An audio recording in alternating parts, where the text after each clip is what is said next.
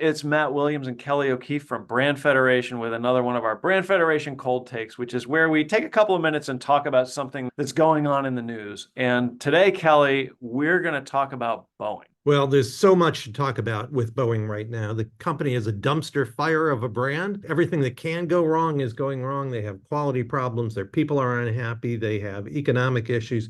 They're under federal investigation. Shareholders are deeply unhappy, both the individuals and the institutional shareholders, and they're being sued. If you make planes, it's probably super important that your planes not have doors fly off of them in the middle of the sky. So we can make light of this thing, but the CEO has announced that he's leaving.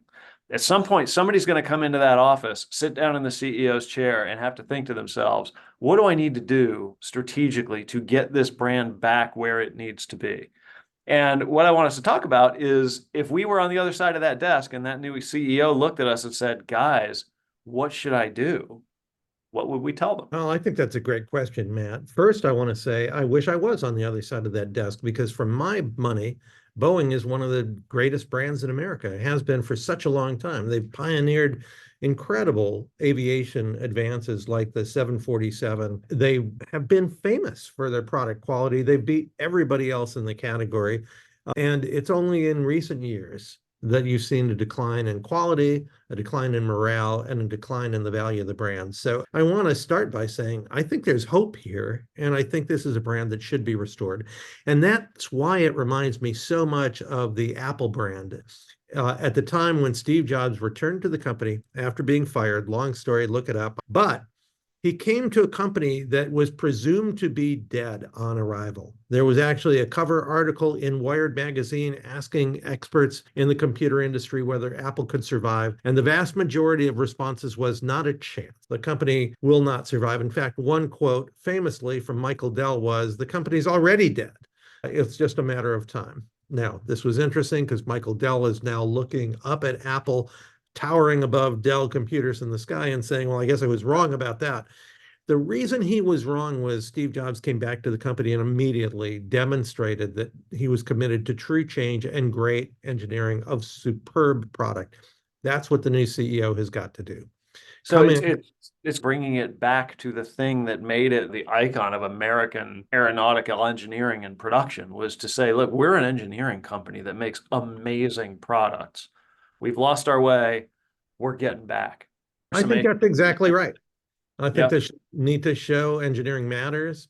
I think they need to scrap any project that doesn't look like it's adding up to the kind of quality that they've been famous for. They need to say with a straight face to the American people and to the people of the world who fly their planes that you are going to be flying in the safest plane that can be manufactured if it says Boeing on it. And they need to tell their quality control people who've been marginalized over the past years, look, we're not putting a plane out of this manufacturing operation unless it meets our standards. Yeah, to me, that is sort of the essence of the good advice to that new CEO, which is to do that, you're going to have to do a few things. And if you do it the right way, a couple of these things are going to happen simultaneously. One is you're going to have to regain very quickly or gain the faith of the people who work in the company, because the people who work in the company are sitting there thinking, what the hell is going on around here? Like this company that I thought stood for the highest quality engineering built into the highest quality high-tech aircraft can't seem to keep the doors on. What's going on? This new CEO is going to have to get the faith of the internal audience immediately. And while they figure out how to regain the faith of the external audience, and the answer to both may be the same thing, which is bring this company back to its core commitment to amazingly engineered products. Get rid of any distractions, re-empower the people who are at the core of that mission, and trumpet from the mountaintops all the changes I'm making to sweep away anything that distracts us from that thing that made us great, which is we are a great engineering company. We have lost our way. We're getting back to it. And here are the things we're doing, and have very specific kind of organizational changes that re-empower the engineers and the quality control people, product rationalization that focuses on those products that they know they can make exceptionally well. Get out and do an internal campaign that gets you back to your core, and do an external campaign that gets you back to your core. Because there's still equity in that brand of Boeing. even after all this, they can go back to that place where they're best known as an amazing American engineering icon. You just got to get it back now. I love those suggestions, Matt, and I love that those suggestions start with the internal audience that they have to win over. They have to make people inside the company believe they're at risk of losing the best and brightest individuals who work at their company right now. Anyone in the world of engineering is going to be poaching their people because of this mess. And so making a commitment internally first, communicating it, and being bold. This is not the time to think about the bottom line. This is weird. A turnaround expert financially would say, I'm wrong, but they don't have to worry about profits right now. They have to worry about saving the company. And if it means you're going to take a hit on profits for a while you slow down production to make sure the quality is back to where it needs to be, while you reinforce your values with employees, then take a hit on profits and make sure this company survives this crisis. Yeah, that gets back to what I think is the most fundamental piece of advice you can give a CEO in a crisis situation, which is that during that crisis, there's going to be an exceptional amount of noise. And there are going to be things that are going to try to draw your attention over here and over there and over here. And there are going to be people in your office coming in and telling you, no, no, no, you need to worry about the finances. No, no, no, you need to worry about production. No, no, no, you need to go visit every customer. All those things may be true, but you've got to sweep all that stuff away and ask yourself the really hard question, which is what is really at risk here? And what's at risk here is not the quarterly earnings. They're at risk, but that's not the point. What's at risk here is your standing as a high quality engineering aeronautical icon. And if you lose that, this year's earnings don't matter. You're dead. So get back to that. Defend that. Everything else is noise. I love that. It makes the challenge simple.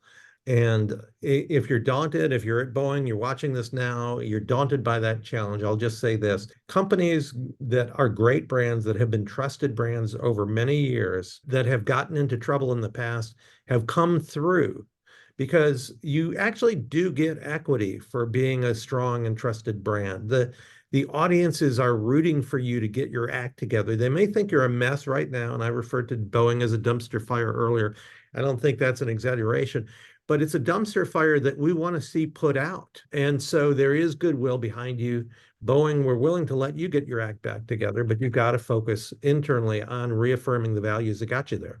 Yeah, I mean, think about the classic crisis management case, which is Tylenol, right? Back in the 70s when Tylenol had their frightening moment when somebody was poisoning the Tylenol and people were dying. The people at J&J said, what's really at risk here, set aside the fact, the not small fact that people are dying by taking our product, but our reputation as a trusted provider of pharmaceuticals is something that will sink this entire company if we lose it. We've got a credo literally carved in stone at the lobby of our headquarters that says we are about the health of our patients. And based on protecting that, they pulled everything off the shelf. They said, we don't know what's going on here. All we know is people are dying by taking Tylenol, and that has to stop. And we are pulling all of it off the shelves. We're taking it away until we can figure out what's going on here. And that action only cemented the brand's reputation as, you know what? Nothing matters as much as the safety of our patients, and we're willing to do whatever we need to do to preserve that. If Boeing can find the discipline to take that same kind of approach to preserve its reputation as an engineering icon, then they can get through this the same way Tylenol did. It'll hurt, but it won't kill you. I love that. Great example. Great opportunity for this company. Look at it as an opportunity to get great again. How cool is that? That's awesome. Scary, but that's a big job for that CEO. Well, thanks for joining us. That's another Brand Federation Cold Take, this time on Boeing. Who knows what we'll be talking about next, but we will be back soon to bring you another Brand Federation Cold Take. See you soon.